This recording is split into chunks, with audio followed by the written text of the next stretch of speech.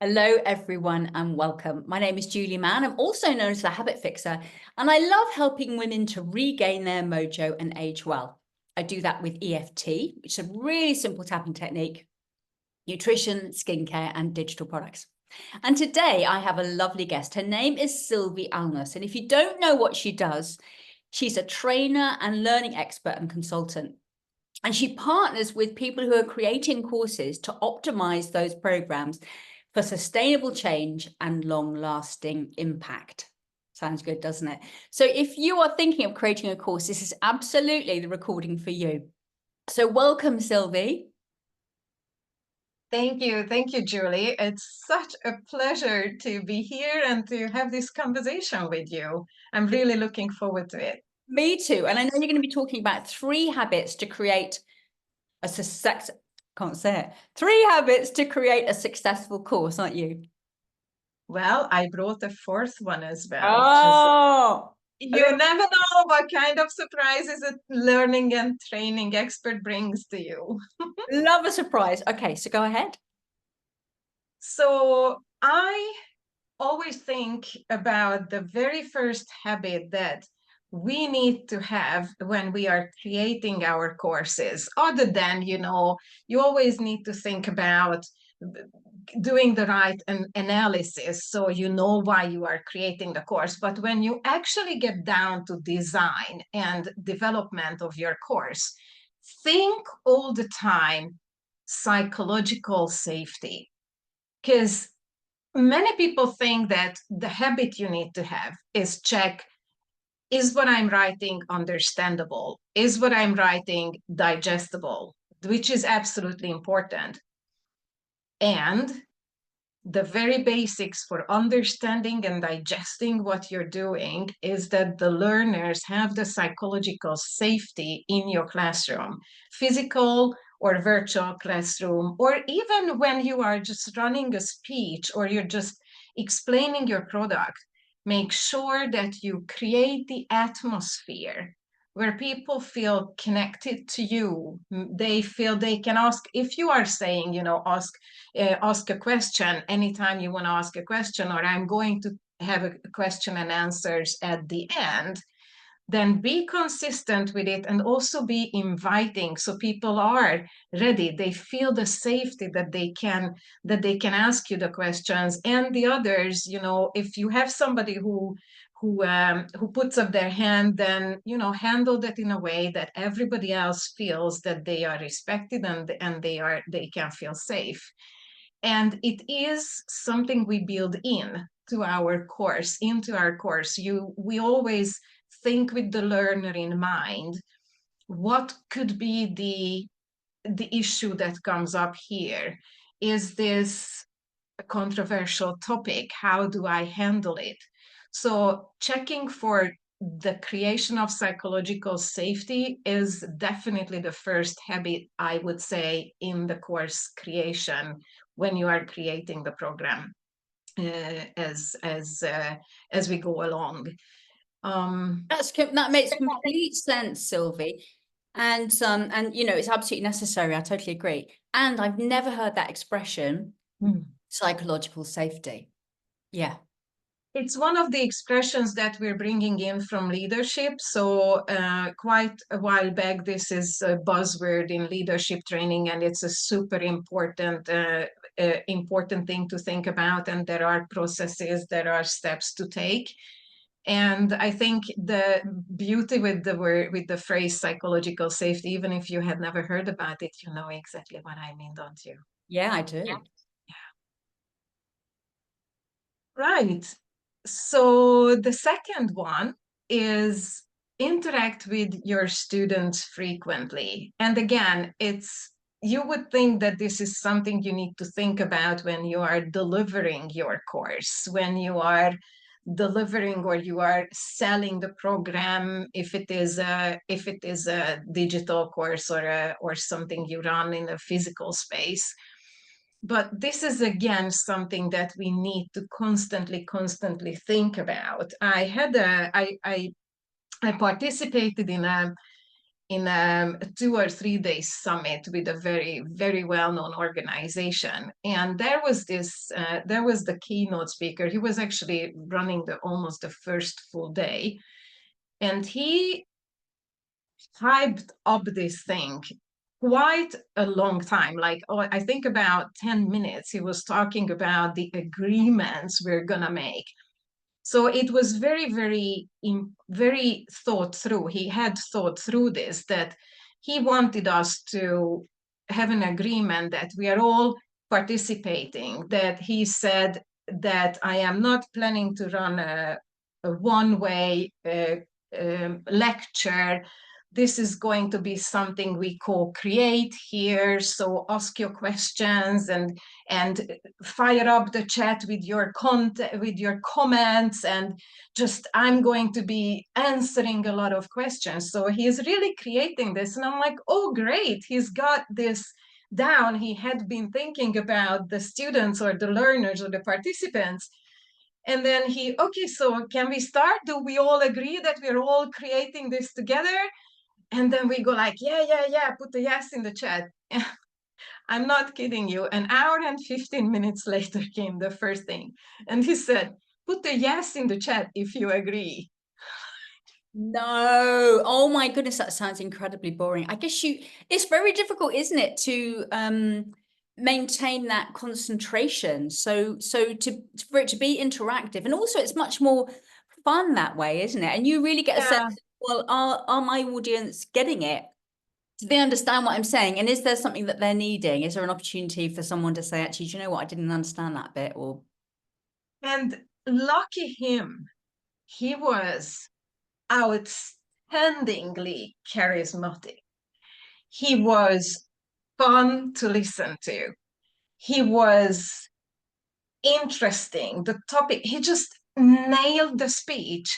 And I think a lot of other people were like, oh, we're gonna be able to ask questions. So I think that if he said, okay, I'm gonna give you a lecture, then our brain would have been able to listen to him a lot more, because then he didn't, and then we're gonna have a question and answer. But if you hype up your audience to be ready with their questions, guess what? They are gonna be like, when can I ask my question? When can I? So, yeah. yes. So interact with your students frequently, and if you promise it to them, then make sure you do that. So this is all in part of the course creation. You make a decision how often and in what type you're going to interact with them, and then deliver there as well. And when you create your course and you design and develop your content, it is asking for different kinds of interaction. It is asking for just sometimes put a yes in the yes, or put a sense in the chat if you think it makes sense, or other kinds of interactions. But use the course design and development phase for having this as a habit. How am I going to interact with my participants? And the big reason for it that many people actually forget why it is good for me, who runs the course, to interact with my students, is not only because they are engaged, but I am getting feedback constantly, and I can adjust if I need. How else otherwise, as you were referring to, how else would have otherwise I know if they understand, or if I lost them already? Yeah. And I guess the other thing is that, if you do that, then you can maybe tweak the course that you're creating, which is going to really work for more people. But also, I think, Sylvia, it's really, really important to be our word. If we say something, to do that thing, it counts for a lot. And I think, in so many instances, we can kind of let ourselves off the hook. But in that kind of situation, it's really, really important to if you promise something, to deliver on that. Yeah, or if you say you're expecting something, then give me the opportunity to deliver to your expectations. I want to be the good student, and we had an agreement. Yes. Yes. And as you say, it's getting the feedback so you can tweak your change your, and also especially if you are running something live, then you can tweak there and then on the spot. But if you are if this is a course that is digital and asynchronous only, which is the other end, like you have the hybrid ones where you blend the two. But even if it is digital and asynchronous only, if it is lots of videos after each other that they need to go through and tick off, then there is no interaction, like some kind of a a way for them to send something back to you is very, very important. The other day I heard we had a conversation on my Facebook profile about gamification, and somebody was asking, "Do you have a good platform for gamification? Where what do you want to use gamification for?" And that's one of the ways to interact with your students if you are delivering an only digital course. And some platforms, most of the platforms can help you interact with your students frequently, and others do it exceptionally well, where you have real activities you can put in, exercises, social learning, that they interact with each other in Facebook like conversations. But whatever you do, create the psychological safety and create the interaction opportunities already from the get-go. I've got a question, Sylvie. What's Yeah. synchronous? I've not heard that. What does that So mean?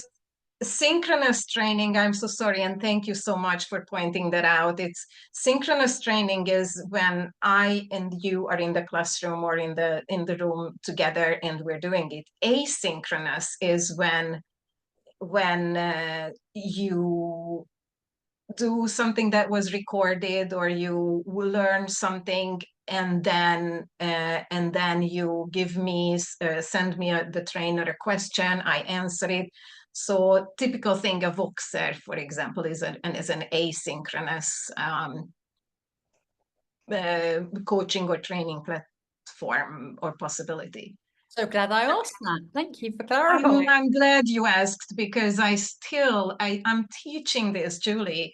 I'm teaching this, to avoid the jargon. And this is a habit that I didn't put in the one of the three or 3+1, but I still run into the trap. I It's appreciate, just human, aren't we? It's just a learning, Sylvie, isn't it? Yeah. and this is All the when you are time.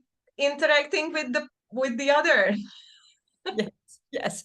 So what's your next habit? Quality over quantity. Oh, yeah.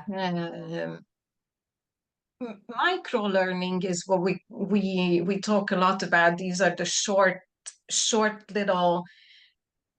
little batches of learning, like a 15-20 minutes video or something. Sometimes that is what you need. Sometimes you need a 2 hours lecture, whatever. Sometimes you need a 3 days long workshop. And what determines the length is what is quality learning for the people who are learning from you. The way you define that is you do a really good needs analysis. Where are they? Where do they want to go? And who are they? And in that, it's a lot of different things you think about. But then you know what they will feel as quality learning. Most of the time, we talk about when we create longer courses is that the habit you need to think when it comes to quality over quantity is excuse me is that they need to be able to apply excuse me they need to be able to apply the learning right after the course. Other times we create shorter learning opportunities. Think about any YouTube video, that is delivering quality learning in the moment of need. And remember, quality over quantity. it doesn't really matter what kind of a trainer you are, in a sense of, are you the trainer who loves to create connection and that's how you deliver most of your courses? Are you the trainer who loves the significance of being the trainer in the classroom? That's absolutely fine. If you're the trainer who loves to contribute to people, it is, in this respect, it is not, it doesn't matter which trainer you are, as long as you focus on them getting the quality. So stage time, my stage time should never overrun the Yes. need that I deliver quality. If it does, it still may be a very, very interesting, inspiring course, and it will probably turn out to be a very expensive entertainment, because if we are not delivering the quality, in as in, can the learners apply what they are learning immediately, it could be a really high quality content or delivery or performance. But for me, quality is when the learner gets a sustainable change, or skills that they can start to apply and sustainably continue applying and growing, so that it will have impact. I love that, Sylvie. Yes, quality is so, so important, isn't it? And I'm all about less is more. I want less information, really impactful information. But I guess the other thing is, when you're creating a course, you're not creating a course for clones, are you? You're creating a course that's going to work for lots of different types of people. And people have different learning styles, don't they? Yeah. So maybe when you're designing a course, I suppose, are you thinking about those aspects as well? Definitely, definitely. And it's, we in my industry, we're not talking about anymore auditory, visual, kinesthetic, those kinds of learning styles that some people learn better by watching some, seeing, or I mean hearing and reading. That's both auditory or kinesthetic doing. Well, what I there is a lot of controversy around that, and what I find is a lot more useful is actually coming from NLP, the format model. We are talking about that we all have a favorite or most impactful, effective way of learning. And the format model divides it up into 4 different ways: the why learner, the what learner, the how learner, and the what if learner. So we like to ensure, when we are creating courses, and that's part of the quality over quantity, and have a connection or an interaction with your students, is that we need to speak to the why learner, the people who need to know the why. Why do I need to learn this? And many of them actually cannot even listen to you. It could be a very interesting topic, it could be very useful for them, but if they don't understand the why, either because you told them, or they understood it from somewhere else, but they need to have the why do we learn? Why do I need to learn it? What's in it for me, and what's in it for the company? For example, if you are learning in a corporate context. And then you have the what learners, who love the theory, who just love the theory, love the knowledge, that you just take in. And then you have the how learners, who yeah, and the what learners are also, most of them don't really care about the why, because something is interesting, I'm gonna learn it, and then I will figure out how it's gonna help me later on. But it obviously helps them to know the why, because then they can, their cognitive, it helps their cognitive load. They can listen for the information that is the most important in the context. And then you have the how learners, who thank you for the why, it's interesting with the what, but can you just tell me what to do? Or we have the what if learners who are, okay, you're telling me all this and I understand that this works everywhere else, but in my situation, in my department, in my job, these are the what if learners, and there is a reverse one, the what if not learners. Those are the ones, yeah, this is how I should do, but what happens if I don't follow your instructions? It's So fascinating, isn't it? yeah, it's fascinating. So when we are creating programs, this is what everything that I have mentioned to you, the psychological safety, the interaction with your participants, and the quality over quantity, these are all based on, if you follow the format model, this is helping you speak to everyone. The thing that you need to pay most attention to is the way you learn the best is the way you love to teach the most. I am a what learner. That can be seen even in my logo, actually. I am a what learner, so I love to explain things, and I needed to learn the what's in it for me, what's in it for the company. I just took it for granted everybody will understand how they can use it. I'm one of those ones that might not understand how, but I definitely want to know why.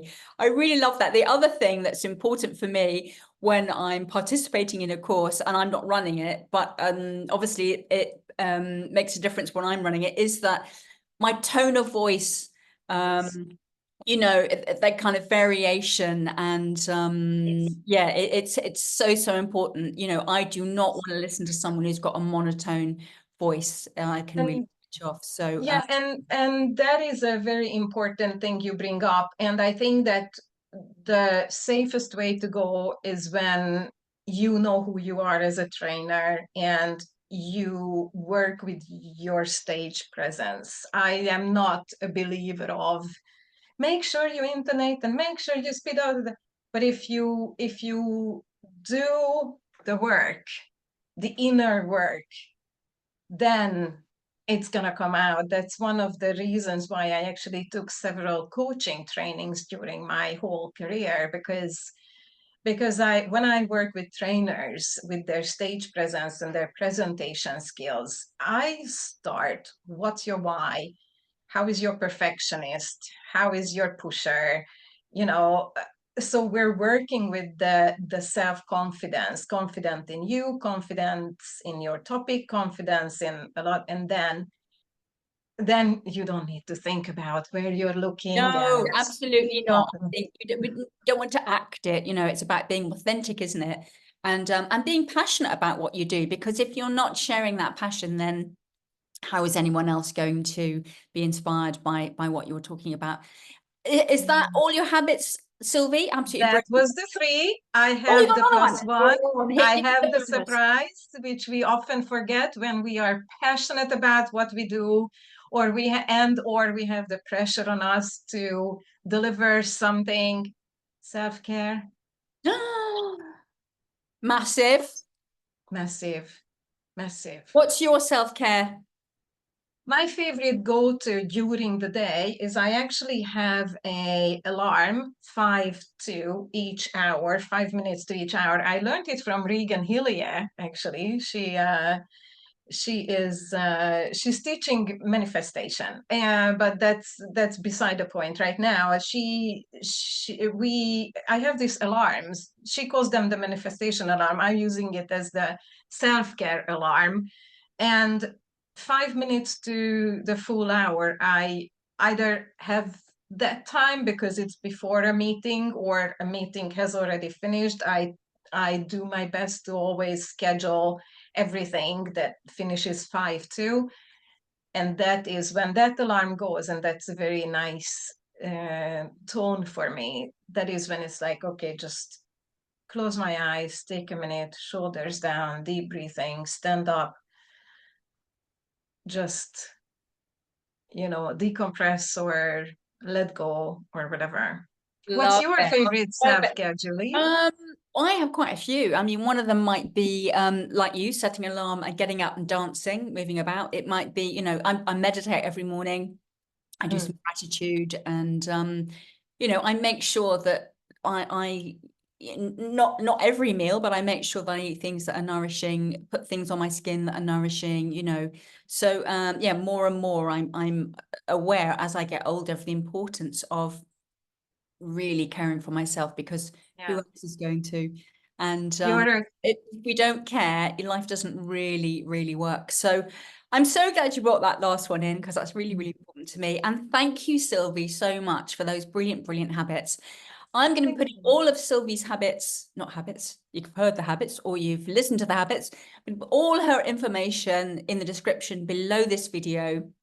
So reach out, get in touch. If you're wanting to design a course and you need some pointers, Sylvie is the person for you. If you've really enjoyed watching this, then please subscribe. Why not? There'll be more habits to come. And if you think you know someone who might benefit from this recording, then please share it. So thank you everyone for watching. And thanks again, Sylvie, for your brilliant gems. Thank you, Julie. It was really, really lovely to talk to you. Thanks.